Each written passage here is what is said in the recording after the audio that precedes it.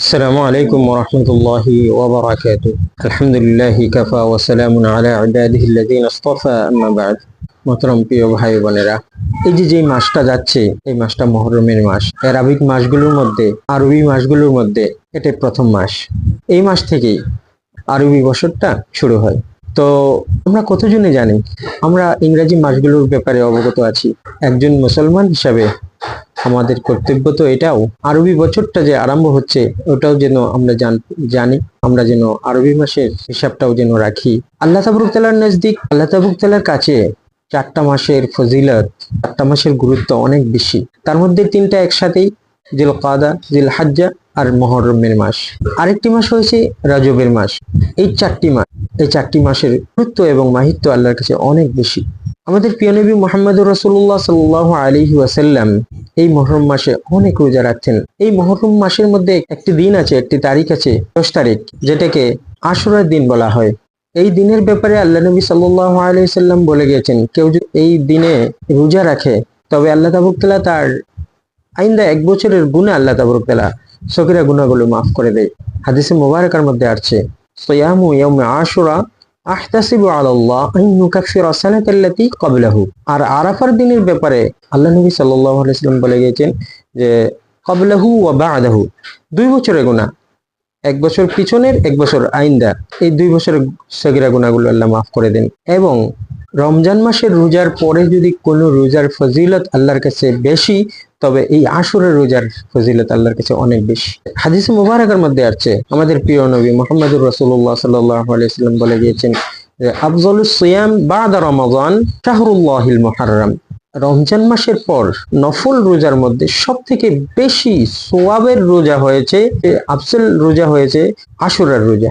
তো হুজুর সাল্লাল্লাহু আলাইহি ওয়াসাল্লাম যখন মক্কা থেকে মদিনায় হিজরত করে গিয়েছিলেন, তখন হুজুর সাল্লাল্লাহু আলাইহি ওয়াসাল্লাম গিয়ে দেখছেন যে মদিনার মধ্যে যেগুলো ইহুদি নাসারারা ছিল, ইহুদি নাসারাগণেও এই আশুরার রোজা রাখতেন। তো হুজুর সাল্লাল্লাহু আলাইহি ওয়াসাল্লাম তাদেরকে জিজ্ঞাসা করছেন যে তোমরা কেন এই রোজাটা রাখো? তো তারা উত্তর দিয়েছিলেন যে আমাদের নবী, বনি ইসরাইলের নবী হযরত মূসা আলাইহিস সালাম ফেরাউনের হাত থেকে মুক্তি পেয়েছিলেন, আল্লাহ তাবারক তাআলা তিনাকে মুক্তি দিয়েছিলেন, ওই উপলক্ষে আমরা এই রোজাটা করি। তো হুজুর সাল্লাল্লাহু আলাইহি ওয়াসাল্লাম বলছেন যে নাহনু আহাক্কু বিমূসা, মুসার উপর তো তোমাদের থেকে আমাদের হকটা বেশি।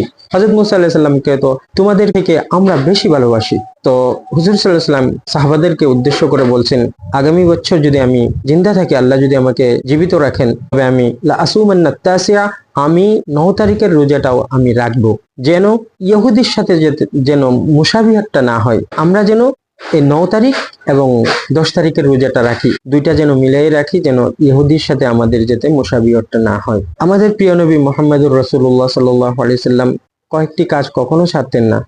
তার মধ্যে একটা হয়েছে ফজরের 2 রাকাত সুন্নত আল্লাহ নবী সাল্লাল্লাহু আলাইহি ওয়াসাল্লাম কখনো ছাড়েননি। আইয়ামে বীজ, মাসের মাঝের দিনগুলো, এগুলো আল্লাহ নবী সাল্লাল্লাহু আলাইহি ওয়াসাল্লাম কখনো ছাড়ছেন না, তিনি এই রোজাগুলো করছেন। এবং জিলহজ মাসের 1 তারিখ থেকে নিয়ে 10 তারিখ পর্যন্ত আল্লাহ নবী সাল্লাল্লাহু আলাইহি ওয়াসাল্লাম এই রোজাগুলো কখনো ছাড়ছেন না। এবং আশুরার রোজা আল্লাহ নবী সাল্লাল্লাহু আলাইহি ওয়াসাল্লাম কখনো ছেড়ে দেননি।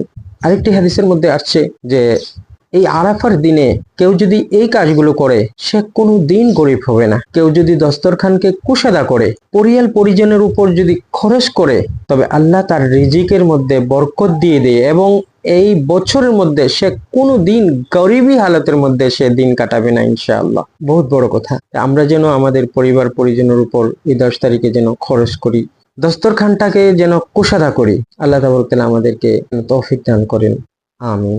এখন কথা হলো 2025 সালের আশুরার রোজাটা কবে, যে আশুরার রোজাটা কবে রাখতে হবে, আশুরার রোজা কয় তারিখে? তো ইংরাজি তারিখ হিসাবে 6 তারিখ রবিবারের দিন আশুরার 10 তারিখ হয়। আমরা 6 জুলাই তারিখে আশুরা পালন করব ইনশাআল্লাহ, আশুরার রোজা রাখবো।